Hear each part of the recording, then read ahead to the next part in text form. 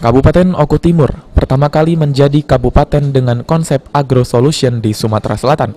Agro Solution yang merupakan program Kementerian Pertanian diharapkan dapat membantu pertanian di Oku Timur hingga kabupaten tetangga. Konsep Agro Solution merupakan program terobosan usaha pertanian dari hulu hingga hilir.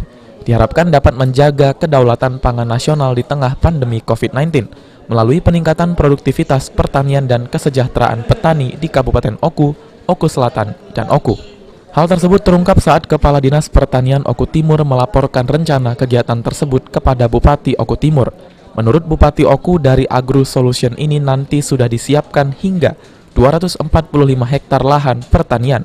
Sementara sarana produksi padi nanti atau Saprodi akan disiapkan melalui program kredit usaha rakyat. Kabupaten Oku Timur sendiri rencananya akan menjadi pusat pembibitan padi, di mana saat ini setiap musimnya petani membutuhkan lebih dari 6.000 bibit padi untuk 3 kabupaten.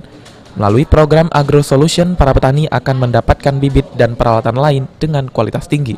Dalam waktu dekat, Kabupaten Oku Timur juga akan melakukan panen raya dengan dihadiri oleh Menteri Pertanian. Ari Pranika, PAL TV.